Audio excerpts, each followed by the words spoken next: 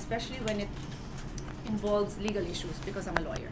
So for example, the Supreme Court midnight appointments, no? For me, that's a constitutional issue. I'm involved in that.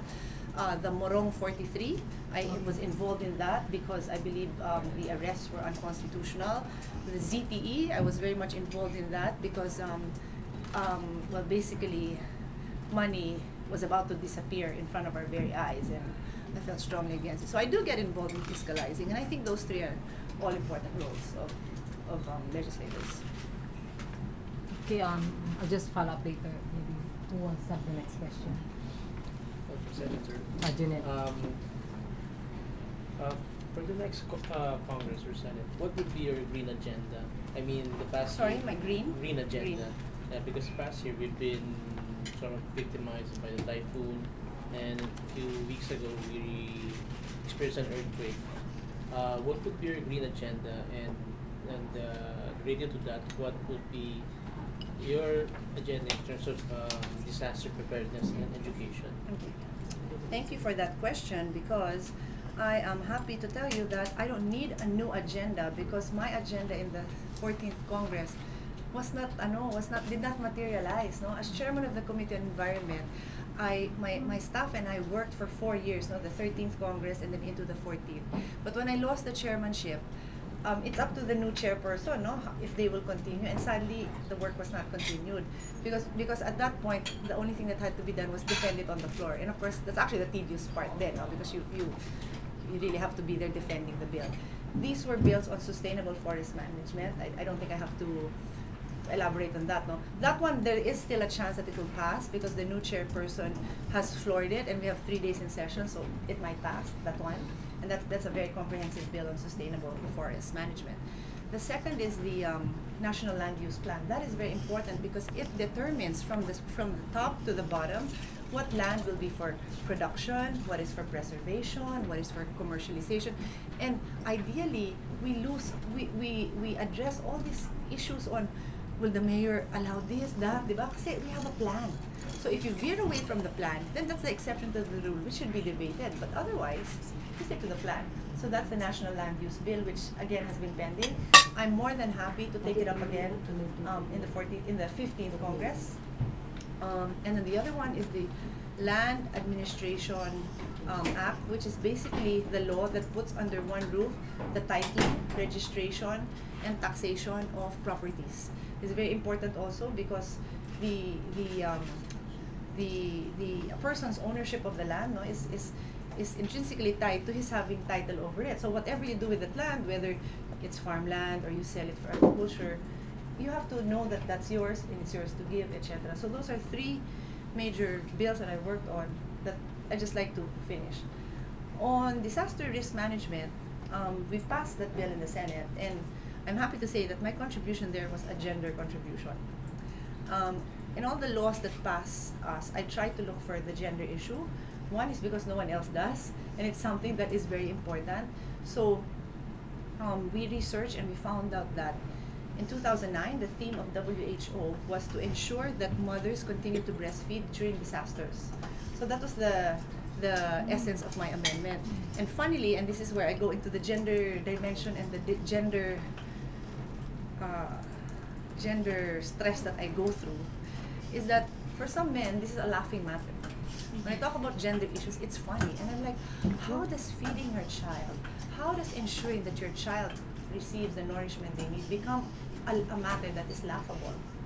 Because I introduced an amendment that had to do with ensuring that mothers can still breastfeed while there are disasters, men in the Senate think it's funny, no? But anyway, it passed. So sige na lang, I'll just deal with that. But those are things that I have to deal with anyway. So that's my take on the disaster risk. Monica? Hi, I'm Monica.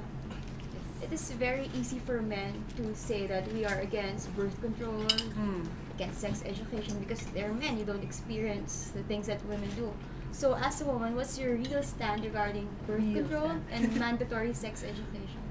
I like that you said real stand, which means to say politicians don't tell their real stand. Yes, they don't. They don't. Well, let me say a few words for my friends, no? let's cut them some slack. I mean, I have to say, if you read my blogs and not even maybe my tweets and other interviews I've given, I've also taken them to task. I'm like, come on, guys. I mean, I know what a lot of them are thinking. But it's tough, no? They're courting powerful blocs that they feel they don't have the time to explain their positions. Well, let me sum it up, no? Because, like you said, I come from a different point of view. I'm a woman.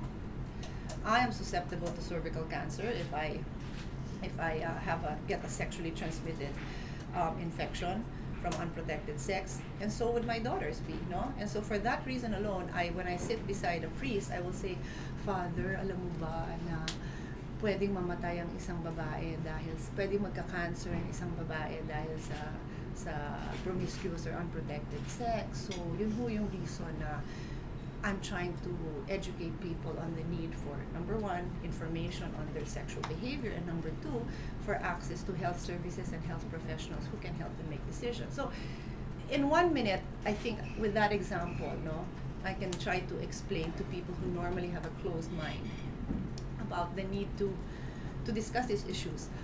Sadly, the letters R and H put together has become such a controversial word, and I actually will appeal to bloggers and people in media. Maybe the question is not to ask people, are you for RH or not? Because, like you said, they won't give you the real answer, no? So let's ask specific questions. Yeah. Are you willing to help women, prevent women from getting cervical cancer and dying? Number two, are you willing to let children grow up with mothers? Because based on the statistics we have, we are not on target in reaching our Millennium Development Goal number 5, which is maternal mortality. Mothers are dying while giving birth. So if you look at the shirt of, ayan, Karen, 11 women die daily from childbirth. Those are our statistics. Why? Because we have no healthcare providers in the barrios who will tell women about prenatal care, who will tell them what to do if they're on their 11th child and say, parang ayoko na yata ng 12. So that is what it is, no? So if you ask questions that are maybe more specific, then maybe you'll elicit more candid responses from the candidates. Kasi, like I said, no, kung takot sila. Hindi ako takot kasi I can break down the issues and tell you what I feel is really important.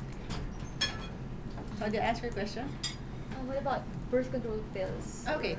Well, again, and I have full respect for the church.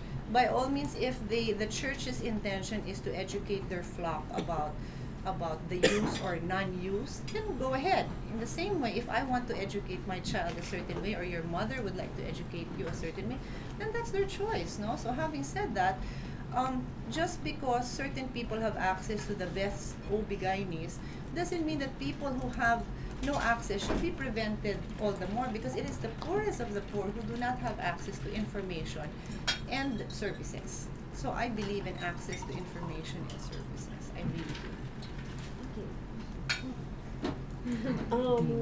I heard recently that Villar and Willie, they were just laughing off at what you and the others were saying about the women in skimpy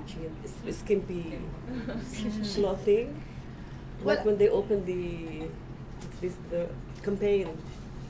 Well, I know for a fact, because I work with Senator Villar, he's a very staunch advocate of women's rights, and I see him with his wife and his daughter. He's like the best dad, seriously. And if you meet his kids, they're such wonderful, well brought up kids. So I have never seen him laugh at the gender issues. And if you give me more time, I'll tell you all about the gender issues I've had to deal with in the Senate. And he's never been one of them to laugh at it. And I have expressed to him my concerns about issues here and there, and he's never had. So that might be cuento, and in fairness to my presidential candidate, he's really been the subject of so much